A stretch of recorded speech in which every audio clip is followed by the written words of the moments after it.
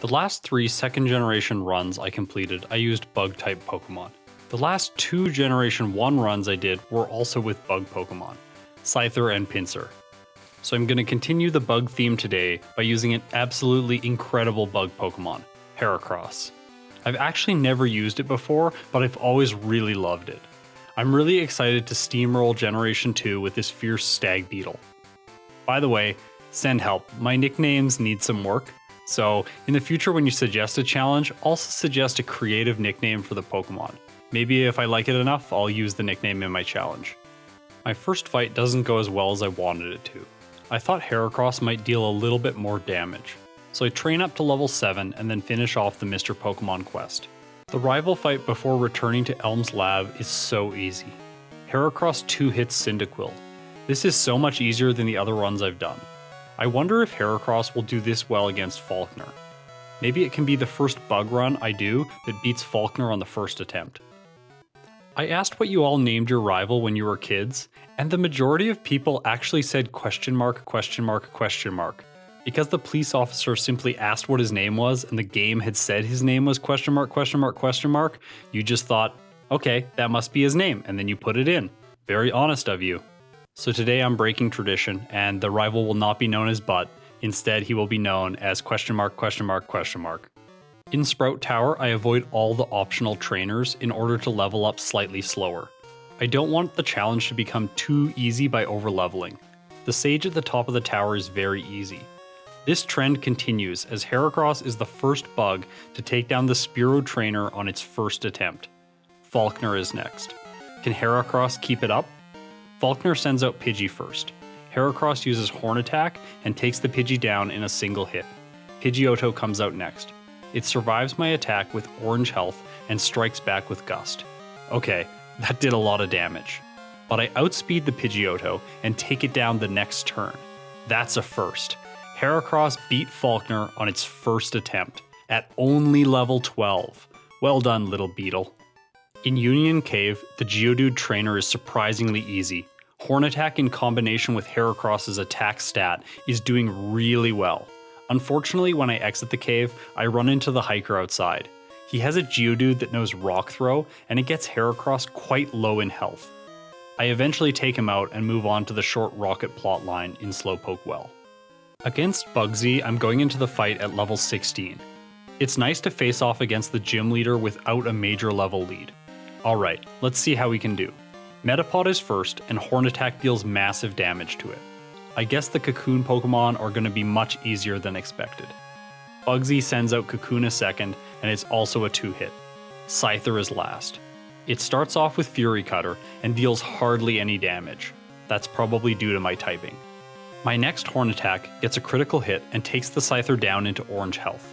Let it be known, everyone, Heracross is a serious badass. It's just ripping through this game. Now the next rival fight is a bit tricky.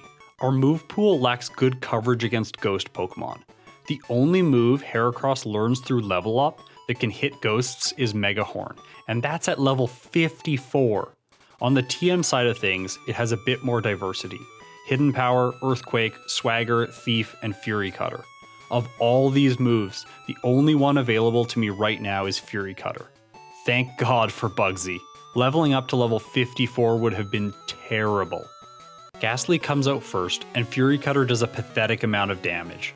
I really hope this is going to ramp up quickly. It hits Lick, which also does very little damage. This sequence of events repeats on turn 2.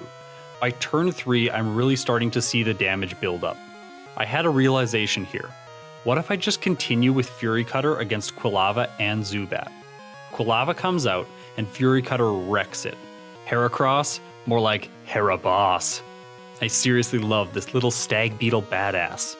Zubat is also an easy one-hit, and the rival battle is done. I'm not as fearful of Whitney and Morty now.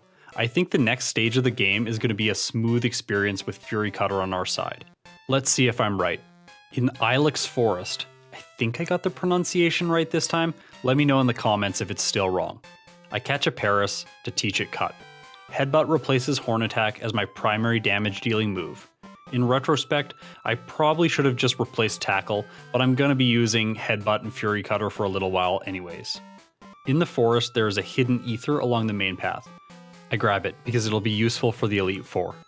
In Goldenrod City, I take care of the 2 errands I need to do. Get the bike and the radio card. After that, I'm ready to take Whitney on. The previous rival fight gave me an idea of how to defeat her with Fury Cutter. I'm intentionally going to go into this fight underleveled to try to give her the best possible chance to defeat my terrifying Beetle. She sends out Clefairy first. I start setting up Fury Cutter and Clefairy hits me with a double slap. It metronomes second turn and gets Pursuit. Okay, that could have been something like Sacred Fire. My third Fury Cutter takes it down. I have to hope that this was enough setup to get through the Miltank fight. Let's see. Rollout does very little damage the first turn. So far so good. And then my Fury Cutter does massive damage. Yes, I did it with a level 19 Heracross. I'm curious, what's the lowest level you've completed this fight at in the past? To the best of my recollection, Heracross is the lowest level Pokemon I've ever finished Whitney off with. On my way to take the Sudowoodo out, Sudowoodo? I don't know, whatever. On the way to take the Sudowoodo out, I stop by the guard and grab the Spearow Kenya. Yeah, I'm never delivering this little Pokemon to its trainer. It's mine now. This time, I actually save before the Sudowoodo. I'm gonna defeat it this time no matter what. Because Rock type is not very effective against fighting types, it won't use Rock Throw against us. At least that's my hypothesis. That causes this fight to be a complete breeze. After it's defeated, I grab Rock Smash, which will be one of 3 damage-dealing fighting moves Heracross can learn. The other 2 being Counter and Reversal. Honestly, not a great fighting moveset. Because I'm terrified of the ghosts, I work my way through the Kimono Girls first and grab Surf. Then I take on the rival. My only damage-dealing move against Ghost-type Pokemon is still Fury Cutter. Haunter sometimes lands Paralysis with Lick, dramatically lowering my chance of getting off successive Fury Cutters. Remember, if I miss, the Fury Cutter stack resets. Haunter always goes for Curse on the first turn, putting us on a timer. Because Fury Cutter is set up now, I can one-hit the Quilava, Zubat, and even the Magnemite. It's so satisfying taking this thing down quickly. I think the Pokemon I hate to face off most against are Sandshrew and Magnemite. Which Pokemon are your least favorite to fight? In Burn Tower, I grab the Ether. This will be helpful at the Elite Four. The gym trainers are really annoying to get past. They love to use Spite, which really messes up the PP on Fury Cutter. I have to go back to the Pokemon Center and heal after every single fight. After a few resets as well, I make it past all of them and I can take on Morty. Do you think I can do it?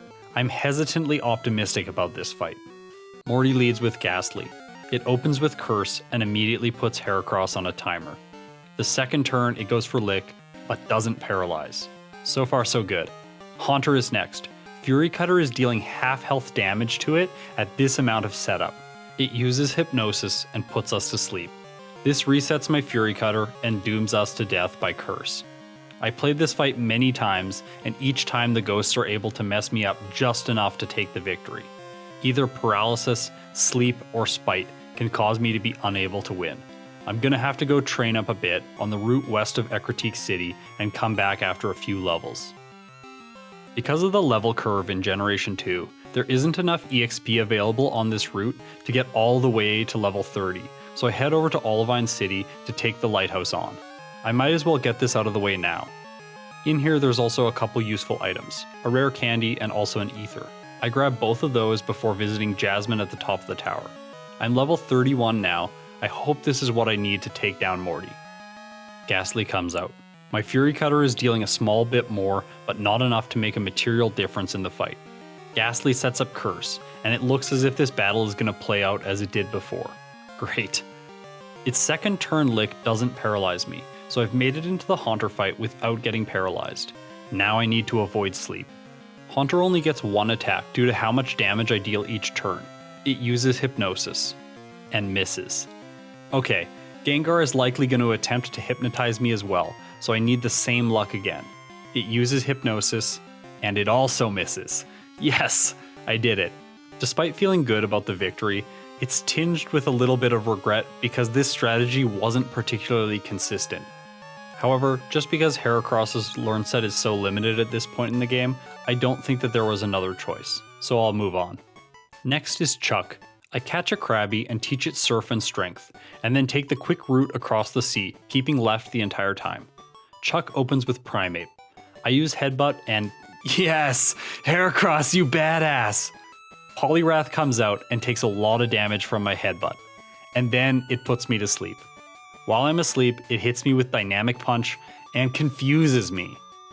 I wake up and immediately hit myself in confusion. I only get off one more attack before I finally go down. Okay, Chuck can be really annoying. In the second fight, Primeape doesn't go down in a single hit. It hits me for a bit of damage and then I move on to Polywrath. I outspeed and land Headbutt.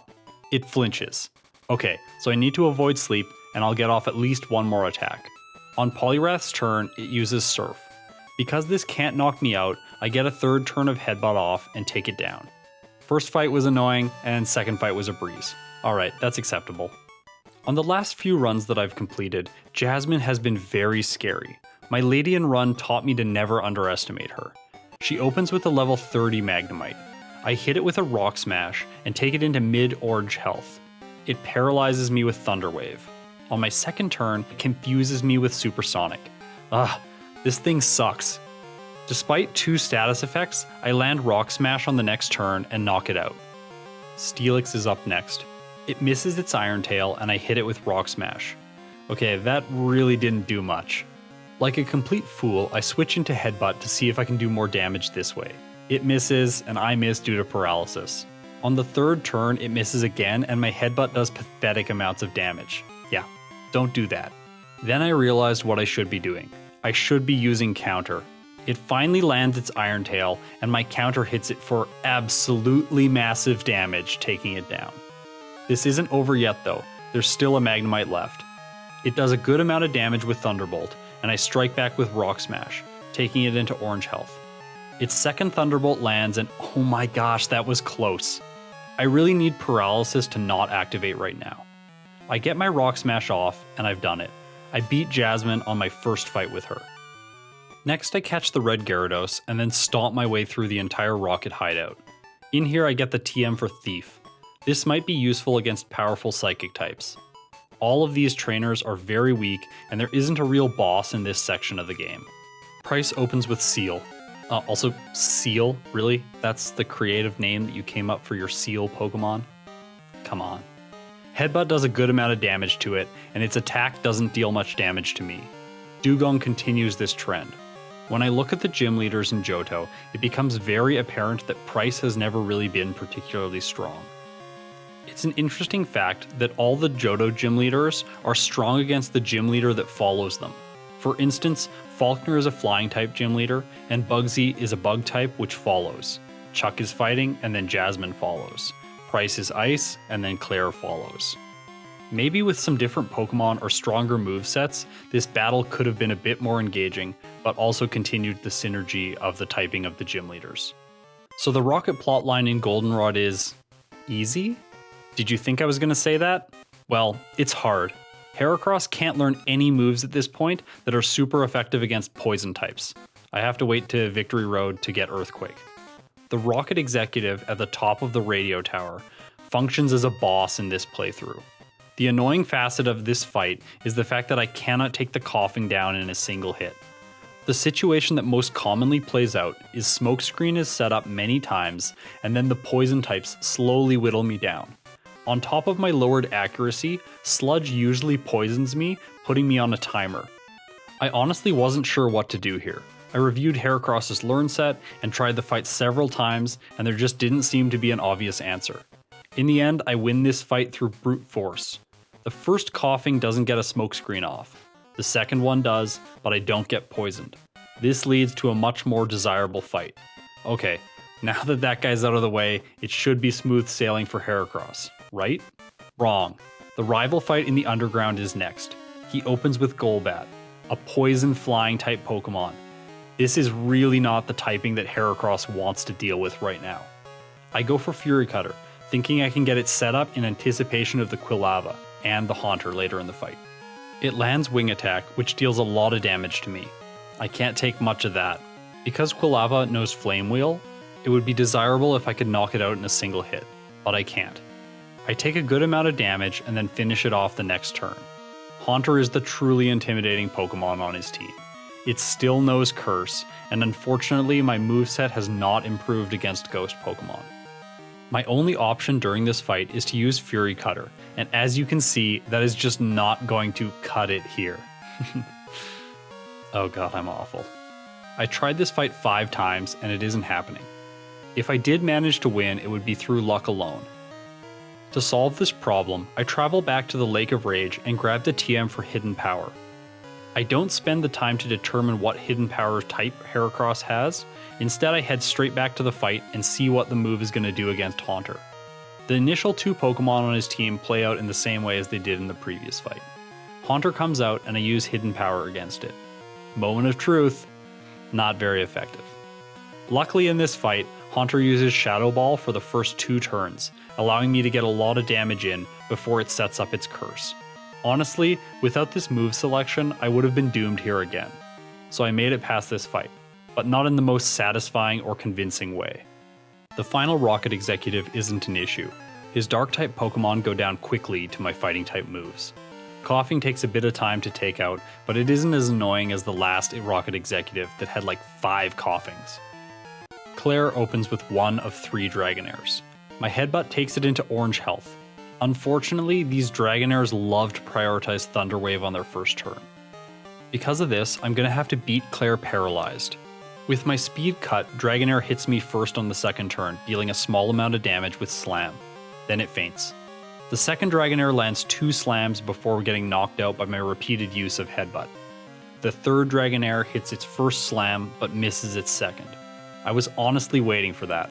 Slam isn't a particularly accurate move, so I expected one of them to miss. Now that I've dealt with all the Dragonairs, it's time to face Claire's ace, Kingdra. First turn it uses Hyper Beam. I had my fingers crossed that this wouldn't do too much damage. I tank it fairly well and then retaliate with a Headbutt. I land a critical hit and deal a good amount of damage, taking the Kingdra into KO range for the next turn. It needs to recharge from Hyper Beam, so I just need to hit my attack. Please don't let Paralysis troll me now. I land the Headbutt and defeat Claire. It only took me 3 attempts in order to get past her. Heracross has done really well with the gym challenge. Now let's see how it manages the league. On my way to Kanto, I run into a trainer with a Magneton. I try to use Hidden Power against it in order to test for typing. It doesn't affect Magneton. That's very telling. With this additional information, and it was not very effective against the Haunter, I can deduce that Heracross's Hidden Power typing is Poison type. That's not going to be very useful for me, so in Victory Road, I pick up the TM for Earthquake and teach it to Heracross. I just wish I was able to get this move a little bit earlier for all of the ghost battles. I forgot to heal before the rival fight, so I'm worried about the battle against Golbat specifically. While Reversal isn't particularly strong at full health, it gets the job done, being 4 times effective against Sneasel's Dark Ice typing. Maybe I should do a Sneasel run. I've never used one before. It's a pretty cool Pokemon. Golbat is next, and I luck out, causing a flinch on the first turn. This means I won't take a 4 times effective wing attack. Golbat goes down, and Typhlosion comes out. Can we just admire how awesome this Pokemon looks in this sprite? It's one of the Pokemon that hasn't aged well in the jump to 3D. Earthquake knocks it out in a single hit. With that, I'm able to sweep the rest of his team with my new move. For the first time, the Haunter gives me no issues at all. That's a nice confidence boost. I spend some time training to level 54 in order to learn Megahorn, which is going to be very useful against the league. You've asked in the comments for me to show the stats before I go into the league fight, so here's both my moveset and my stats. Do you think I can improve this moveset at all? Also, do you think I can defeat the league? Let's find out. Will starts the league off with Xatu. I choose Megahorn because it's a 120 power move with stab and is neutrally effective. It allows me to take both of the Xatu out in a single hit. So far so good. Up next is Jinx. It has frail physical defenses, so I take it down with a single use of Earthquake. Executor is 4 times weak against bug moves, so Megahorn is the obvious choice. The final Pokemon, Slowbro, was a bit hard for me to decide what to do on, but in the end I decided Megahorn will get the job done. It does. Okay, that was a series of 1-hits. Is this going to be the easiest league challenge yet? Koga is a similar story. Ariados is a single hit with Earthquake. By the way, thanks for reminding me that Venomoth isn't a flying Pokemon, it goes down to a super effective Earthquake. Crobat is the hardest to knock out because I have nothing that is super effective against it. It takes 2 turns and goes down to Headbutt. Fortress is really bulky, so a single Earthquake doesn't quite knock it out. Luckily, it loves to set up spikes, so I can get through this battle without taking any damage. Muck is a one-hit with Earthquake. So far, I haven't had to heal at all. This is really turning out to be an incredibly easy league run. Against Bruno, I don't have any super effective moves against his fighting-type Pokemon. For that reason, he actually does damage to me. I'm really grasping for things to talk about when taking 21 damage is a big deal in the league. Machamp hits me once before I end up finishing the fight off with a final one hit on the Onix.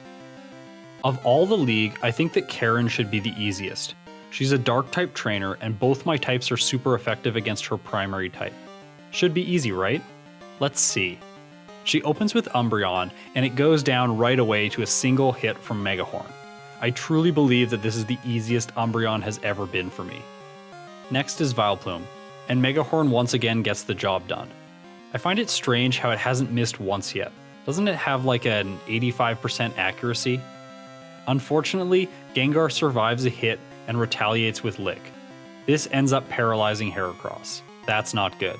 Being paralyzed is especially bad because the Houndoom is still coming up. If I miss against it or fail one hit because of paralysis, I don't think that I can survive through 2 flamethrowers. Murkrow is next, and it takes a bit of time to actually hit it as paralysis decides to kick in. When I finally get my attack in, it goes down in a single hit. Alright, I made it to the Houndoom fight with 141 HP. I hope that's enough. It moves first and hits Flamethrower. I need to survive this. Heracross lives with 52 hit points, and I take it down with my Megahorn. That fight got my heart racing. So far, I've beaten each league member on the first fight. Can this continue with Lance? He opens with Gyarados. 2 hits from Headbutt take it out. Luckily, it sets up Rain Dance so I don't lose any health in this fight. Next is Aerodactyl. I go for a reversal, dealing a small amount of damage to the rock flying type fossil Pokemon. It lands Wing Attack and does massive damage to Heracross. If my hit points are under 60, my next reversal deals enough damage to take the Aerodactyl out. However, if my hit points are too high after its first attack, I cannot knock it out, and I go down to its next Wing Attack. This attempt of the league has been a good story, but Charizard is the end. I cannot get past it at this level with this moveset. Its first attack will always knock me out. I examined Heracross's moveset and realized I missed the TM for Return, which I could have had as early as Goldenrod City. I reset the game before the start of the league and head back to pick it up. With this more powerful move, I steamroll my way through the entire Elite Four and return to Lance. I hope that this move will allow me to one-shot the Charizard and make it through the rest of the fight. Gyarados and Aerodactyl both go down in a similar way. Charizard comes out and it's the moment of truth. I hit it with Return and it survives. Alright, I guess I need to level up. Since I'll be taking on Red eventually, I'm gonna need to do a decent amount of training anyways. At level 66, I can one-shot the Gyarados. Aerodactyl is a one-hit with Megahorn. I tried this fight with Return and Reversal against it, but both of those moves don't take it down in a single hit. Now my Return one-shots the Charizard, and I can move on to the Dragonite for the first time. Even at this level, I'm a bit worried about this one. My Return does good damage to the Dragonite, and it hits me with Outrage, which I tank pretty well.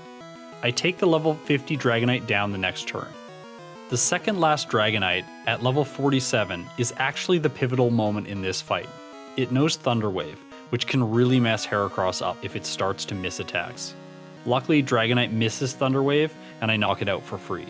The second Dragonite takes massive damage from my Return, and then hits us with Hyper Beam.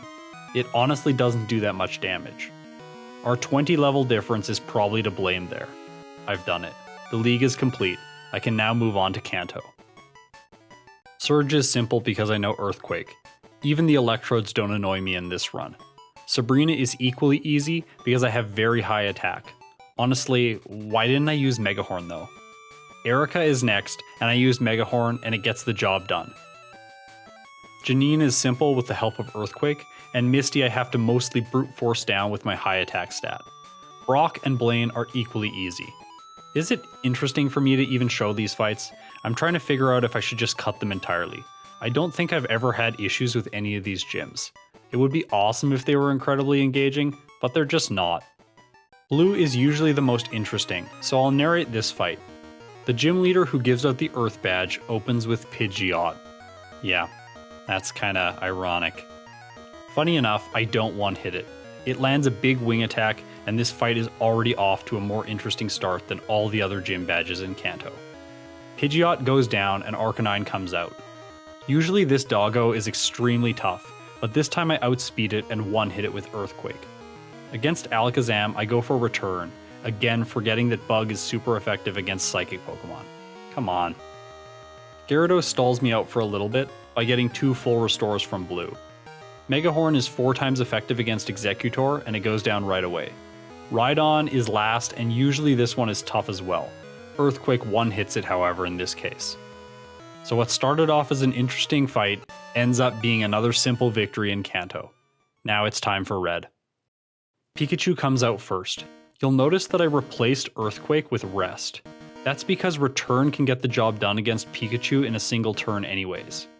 Up next is Venusaur. I miss my first Megahorn and Venusaur sets up Sunny Day. This is going to make Charizard very scary. The next turn I land my Megahorn and knock it out. I hit Charizard with Return and take it into high orange health. It lands a Flamethrower, taking me down to 46 hit points. Yikes, that was a lot of damage. My next Return finishes it off, and Espeon is next. I can outspeed it and hit it with Megahorn for 2 times damage. It goes down in a single hit. Snorlax gives me an opportunity to heal up. Its body slams do a decent amount of damage, and they end up taking me down into low red health again. Okay, the healing strategy isn't going to work here. Luckily, Reversal deals more damage if my health is lower. I cross my fingers and use it hoping that I can take the Snorlax out in a single hit. It faints. Red's final Pokemon is Blastoise. It's more defensive than offensive, so I use this opportunity to heal up. Luckily, Surf doesn't deal much damage to me, and on my second turn of my rest, it uses Rain Dance. From here the fight takes a while. I need to use Rest whenever my health gets low. Stall the Blastoise out until its Rain Dance wears off and causes it to miss 1 turn of damage. When it misses 1 turn of damage, that's when I can strike back. Rinse and repeat, and hope that Blastoise doesn't land a massive critical hit. As I'm preparing to make my final attack, it does land a critical hit, and takes me down to 30 hit points. Because I'm going to wake up and outspeed it next turn anyways, I've won.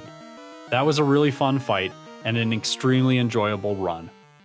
Up next I'll be doing a Sandshrew Run, which is, the sand attacking devil from Kanto. My turn to use the sand attacks though. In the near future, I expect to have a bit more free time to work on these videos. If you've got anything you really want to see, let me know. Here are a few things that might be coming up very soon. Dunsparce, Aipom, Sneasel, Mankey, Rattata, Sandshrew, and Aerodactyl. If you're still watching, you must be really enjoying this content. Thanks so much. If you want to support the channel, I've left some Amazon links in the description. They're for the gear I use to record these videos. But if you click on them and buy anything from Amazon, I'll get a small commission that helps me keep motivated to do this. But the most important thing is that you're here watching. You're incredible. Thanks so much, and I'll see you in the next video.